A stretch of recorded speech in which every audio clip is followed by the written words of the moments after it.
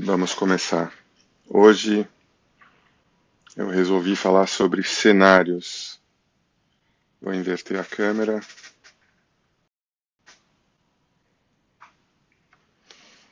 Cenário vai ser alguma coisa que a gente precisa sempre numa história em quadrinhos. Muitas vezes o cenário vai ser um detalhe, vai ser apenas um canto, vai ser apenas uma parede, um elemento. Outras vezes o cenário pode ser alguma coisa super importante para a página, que ocupa bastante espaço. E às vezes o cenário vai ser minimalista. Eu não organizei essas páginas em nenhuma ordem específica para mostrar para vocês. Inclusive, eu dei um certo azar porque essa edição tem pouquíssimo cenário. Então, por outro lado, é legal de mostrar que mesmo numa história onde tem pouco cenário, ainda assim é importante a gente colocar alguma coisa em volta dos personagens. Os personagens não podem flutuar no vazio a história inteira. Numa história em quadrinhos, eu acho que é importante equilibrar cenários internos e cenários externos. Acho que é bom ter uma mistura. E é bom a gente situacionar, né? Dar uma noção do espaço que está em volta do personagem, ou dos personagens, onde eles estão interagindo, pelo menos a cada 2 ou 3 páginas, e certamente quando a gente muda de um lugar para outro. Então, nas primeiras edições do 10 Dias Perdidos, na verdade até aqui, em cada edição tinha vários locais, né? Começa no vilarejo, vai para casa, vai para o observatório, na verdade, de Uraniborg. E depois a Sofia começa a viagem dela. E ela vai passando por vários lugares, a gente consegue ter uma noção de espaços externos e espaços internos ao longo da história. Porém, essa edição é uma longa conversa dentro do mesmo local. Então, se bem que o foco não é o cenário, eu acho bom mostrar o cenário a cada 2 ou 3 páginas e conseguir situar a gente do lado de fora também, para a gente ter uma noção de qual que é esse espaço, ou lembrar muitas vezes o leitor de qual que é esse local, qual que é esse espaço onde eles se encontram.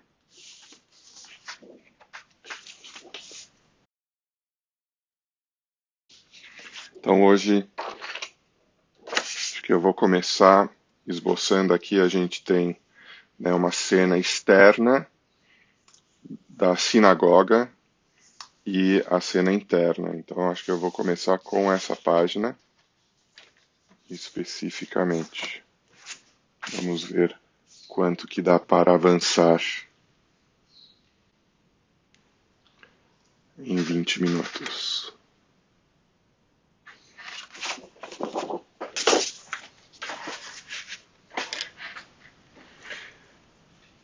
A coisa mais importante para desenhar o cenário, para situar os elementos do cenário no espaço, é a linha do horizonte.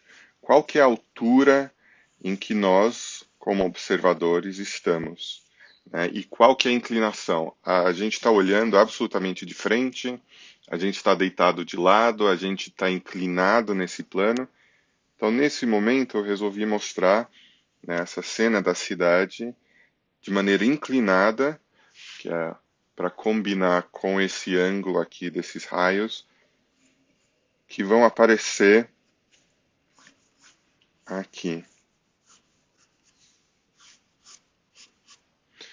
E essa cena, ou melhor, esse cenário, já apareceu antes, né, em 2 momentos do capítulo 4. Então aparece aqui, né, numa cena imensa mostrando uma grande parte da cidade, né, para dar uma noção de que tipo de estrutura que existe nessa época, qual que é o período histórico, né? Tem chuva e tem os raios levando a gente para esse pico da sinagoga na distância. Então aqui eu queria dar uma sensação do todo. Então a gente está elevado, a gente está acima dessas casas, desses prédios. Para a gente conseguir ver bem ao longe, a gente vê os morros ao longe, né? A gente tem uma grande visão desse cenário. Já na penúltima página, a gente vê essa sinagoga de baixo. A gente está chegando junto com a Sofia e a gente está olhando de baixo para cima.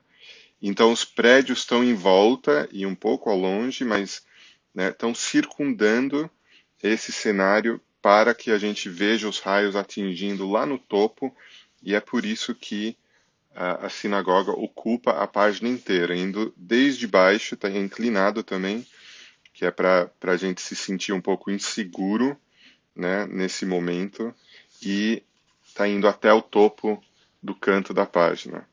Então, a gente tem uma visão do alto e uma visão de baixo aqui, do mesmo local, de longe e de perto.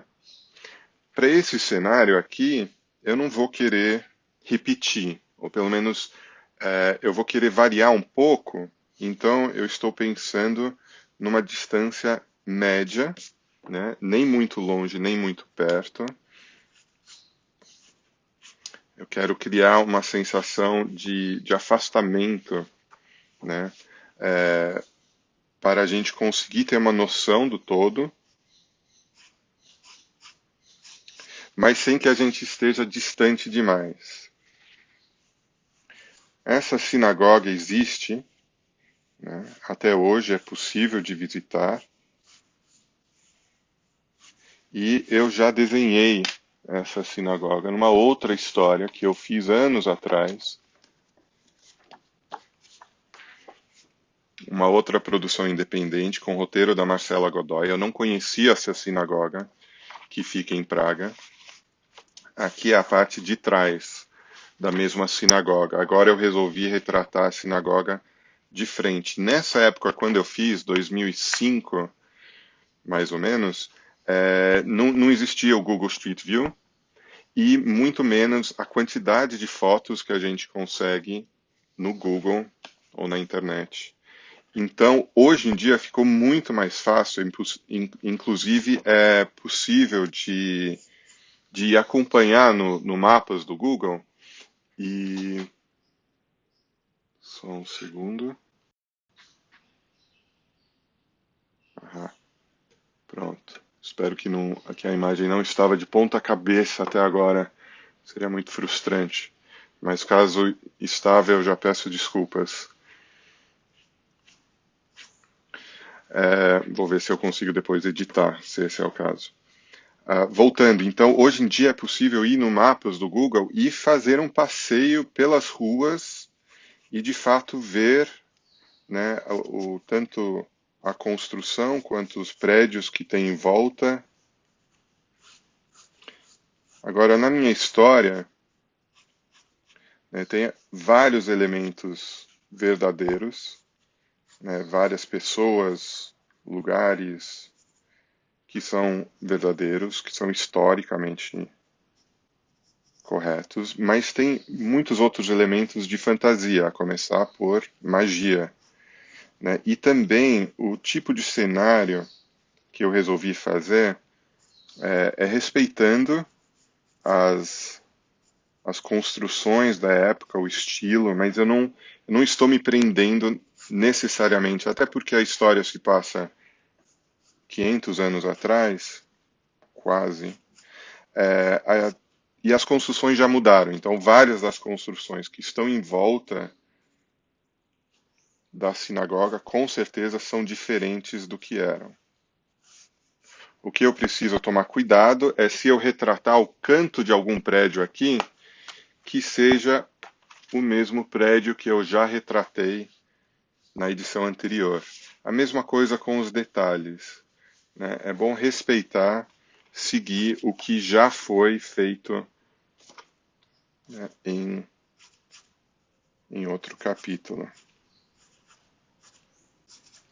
Então aqui eu vou querer uma altura onde eu estou, digamos, não acima dos outros prédios, das outras construções, mas na mesma altura, na altura de um dos prédios que está em volta. Digamos que se eu estivesse na janela do andar mais alto de um dos prédios aqui em volta.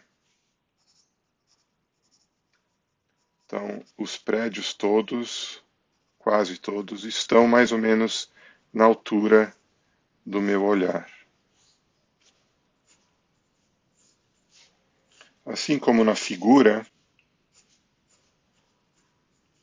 é importante esboçar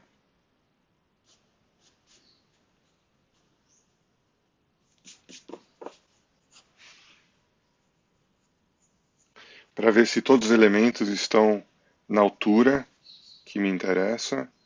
Colocar algumas folhagens, né, as árvores mais altas aparecem por entre os prédios.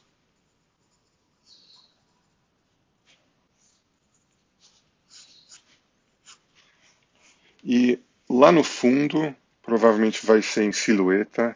Aqui também, esse prédio que está em primeiro plano, provavelmente vai ter muita coisa escura. A hora do dia, obviamente, vai fazer diferença no cenário externo, então é bom ter isso planejado. No meu caso, provavelmente é de manhã.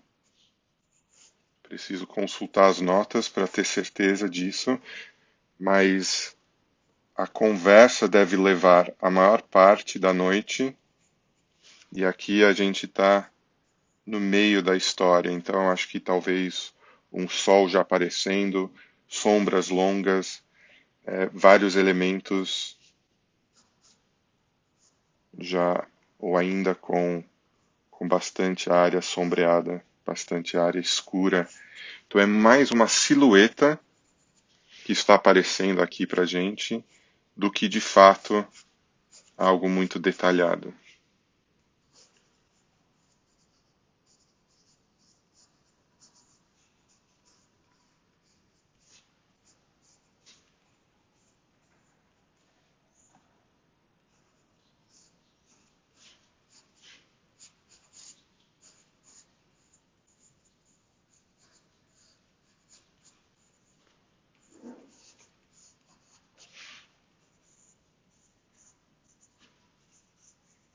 O cenário às vezes vai ter uma personalidade própria, né? Dependendo do lugar, Metrópolis ou Gotham City, por exemplo, né, vai ter uma personalidade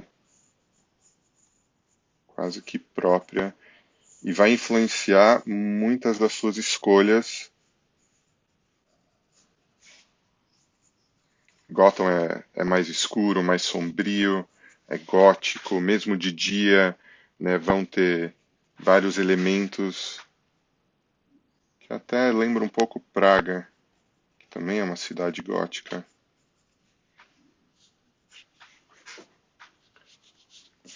Metrópolis é mais futurista, mais colorido, mais iluminado. E alguns cenários você não vai querer justamente dar muita personalidade. A característica da cena vai fazer com que você queira focar mais nos personagens ou no que está sendo dito. E um cenário super atraente pode ser uma distração. Então, nesse capítulo específico, como a conversa, né, o diálogo é o maior atrativo, vários segredos vão ser revelados nesse capítulo, a gente vai entender muito melhor o que está acontecendo nesse mundo e como está acontecendo. Então, quase todos os cenários internos vão ser extremamente escuros, com pouco detalhe, apenas um tanto de luz entrando pelas janelas e os personagens conversando.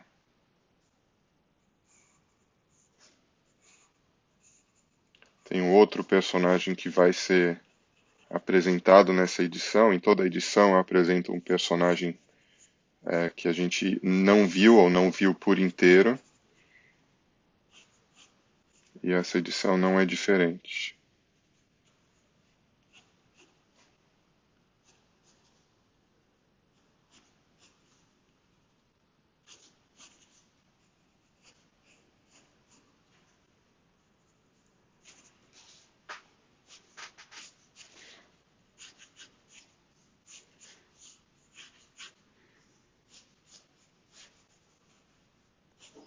Agora, até quando o cenário aparece pouco, é bom fazer um planejamento, seja com a linha do horizonte, seja com ponto de fuga, que ajuda a dar a sensação de profundidade e a planejar como que os personagens se encaixam, seja no tamanho, seja onde eles estão pisando.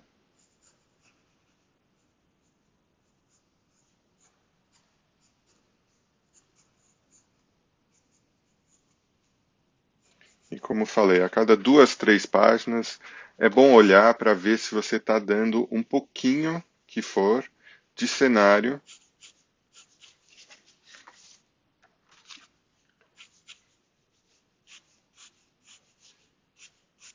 que ajuda a gente a se situar.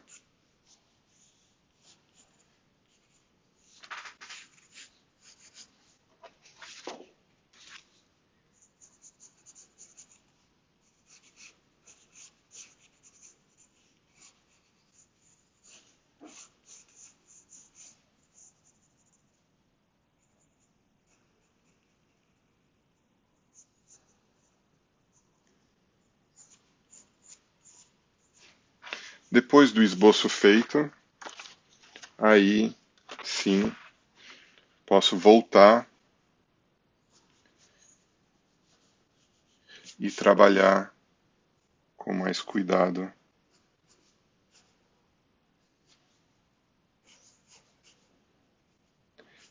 Eu prefiro trabalhar com traço solto durante todo o momento de construção do cenário e depois só voltar com a régua quando estiver satisfeito com a colocação das linhas e aí sim a linha reta no momento final.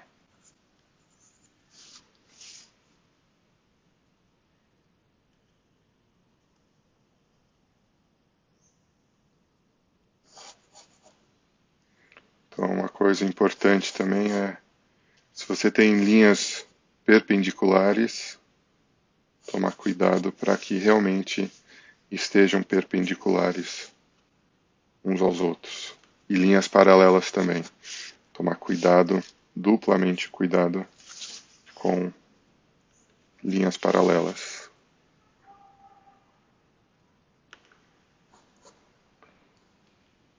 Sobre esse cenário interno, como eu falei, hoje em dia tem muitas fotos de referência, inclusive para cenários internos, especificamente locais turísticos, como é o caso dessa sinagoga, ou lugares de muito interesse.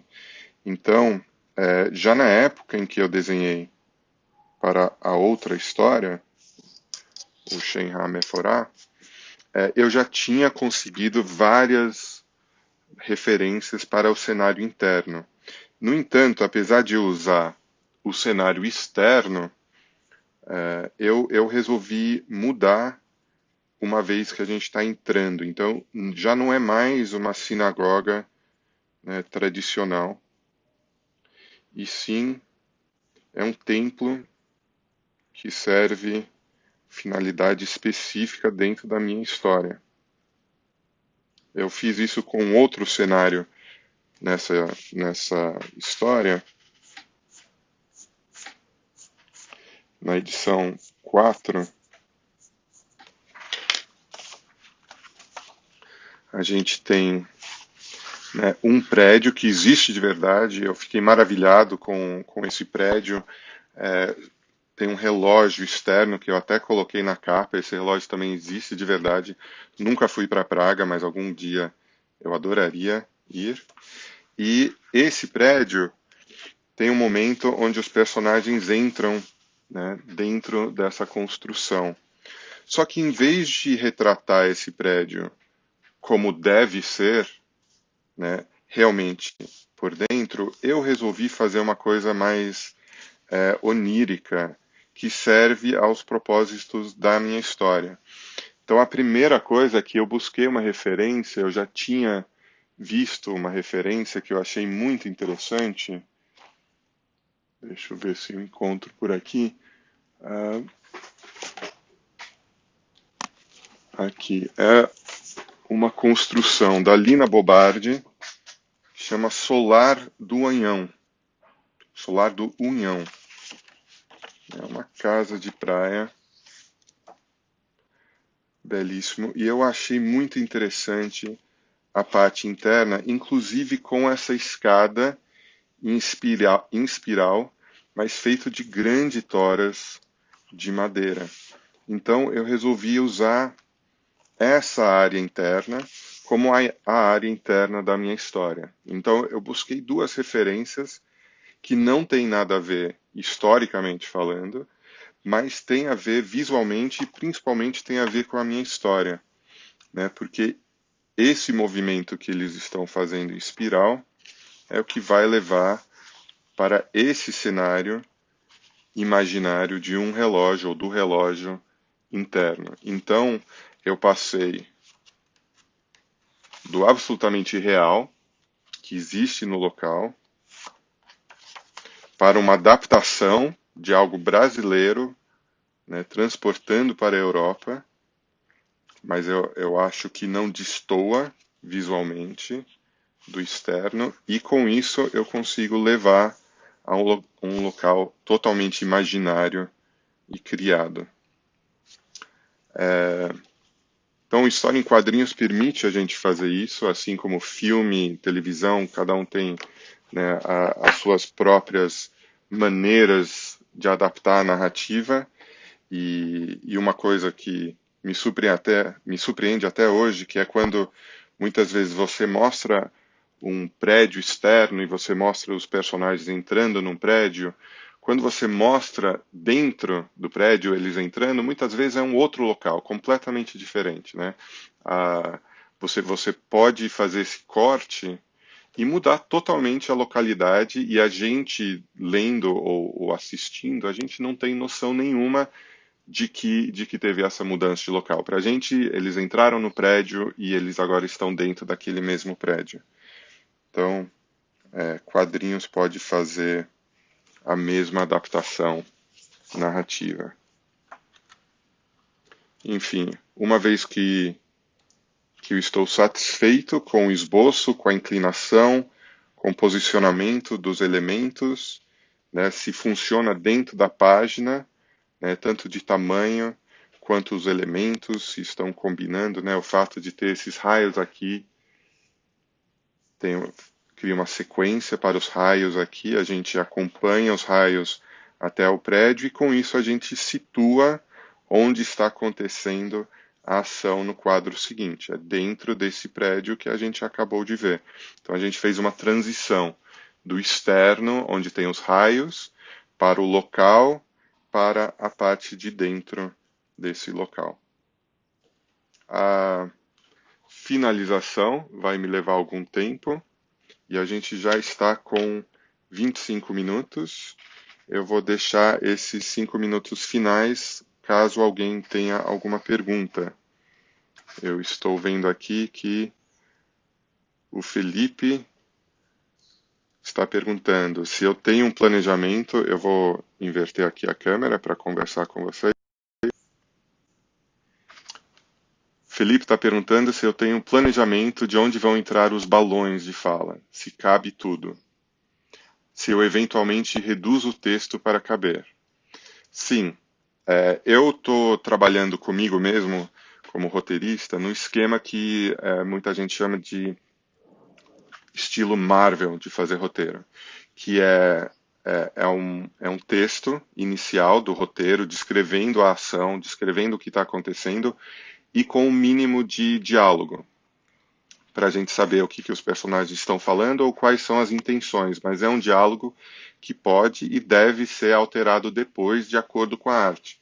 Até porque, como em outras sessões de live eu expliquei, muitas vezes eu mudo a arte, eu mudo o esboço, às vezes eu mudo páginas inteiras de lugar, ou eu mudo o layout da página de acordo com o que eu sinto que está sendo necessário nessa história. Então eu já escrevi o roteiro inteiro da história, do começo ao fim, eu sei exatamente como termina no capítulo 8. Mas conforme eu vou fazendo cada capítulo, eu reescrevo ou readapto né, as 20 páginas que eu estou fazendo naquele momento, porque cada capítulo precisa também ter um arco, né? Precisa ter um começo, um meio, um fim. Cada personagem precisa fazer ou participar ou entender, tem alguma participação importante e muitas vezes, conforme eu vou reescrevendo aquele capítulo, aquelas 20 páginas, eu vou mudando elementos.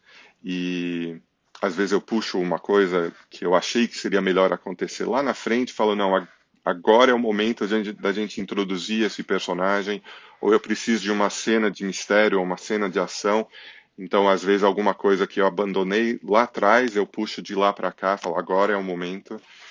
Então, eu vou adaptando o desenho e as páginas, e por último, tem essa adaptação da fala. Então, eu sei, né, razoavelmente bem o que cada personagem está falando, eu tenho escrito, né, o que eles estão falando, mas está absolutamente aberto à modificação.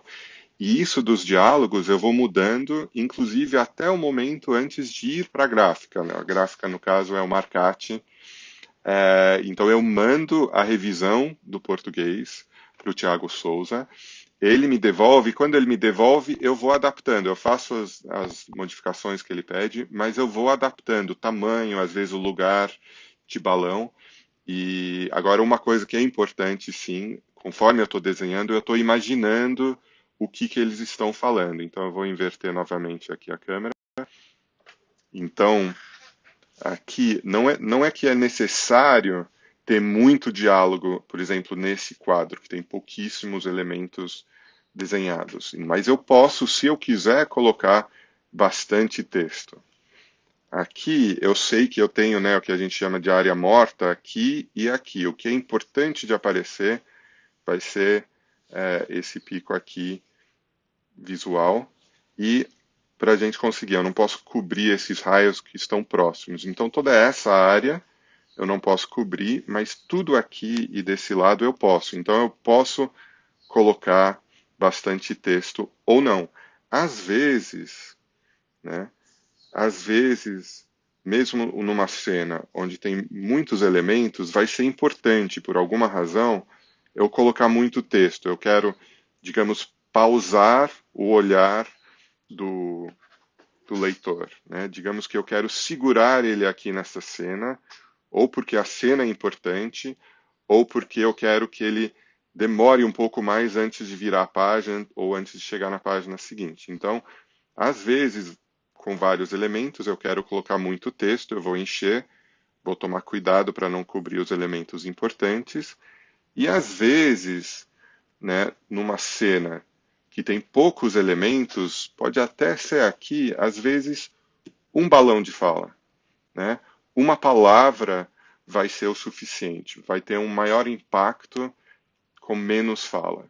Às vezes o vazio traz um momento de seriedade ou de contemplação, ou o fato de só ter uma fala chama atenção para aquela fala, né? E dá espaço para o leitor pensar a respeito do que está sendo falado. Às vezes, pensar nas implicações daquela fala. Né? Às vezes, muitas vezes é usado, né, na última página, antes do a continuar. Às vezes a fala aqui é alguma coisa que eu quero deixar o leitor imaginando. Quero que o leitor imagine. É o gancho, em inglês é cliffhanger. É deixar o leitor pensando a respeito do que vai acontecer no próximo capítulo. Então, o Aurelino gosta dos projetos da Lina, também adoro. Muito bacana. Pessoal, se tiver... Obrigado pelos comentários, elogios. Se alguém tiver uma última pergunta, e caso não, eu vou encerrar por aqui e a gente se vê de novo. A Aurelina comenta: lembro de uma aventura do surfista onde o letrista passou um dobrado para colocar os balões, um dobrado da página. Isso é super complicado. Realmente, a gente tem que tomar cuidado para não colocar balões nem na dobra da página, que é pecado mortal, né? A não ser que seja uma brincadeira, né? Dá para você... Algumas histórias fazem brincadeiras com os balões, com os quadros, até com a dobra da página. Tem uma história de paródia do Spawn, onde o personagem engancha a capa nos grampos, né, no meio do gibi. Ele engancha a capa nos grampos e não consegue tirar. Mas a outra coisa que é para tomar cuidado é não colocar os balões, as falas, né, no canto da página. Tem que dar uma margem, a gente chama margem de segurança, de 1 centímetro, tanto em cima, embaixo e dos lados. É onde a gente segura a revista e é onde tem um perigo de rasgar, dobrar a revista ou até de ter um joguinho ali na hora da impressão. Pode cair alguma coisa para fora da página. Não é normal, mas pode acontecer. Então, por isso, a gente tem essa margem de segurança para as falas e para qualquer elemento importante do desenho.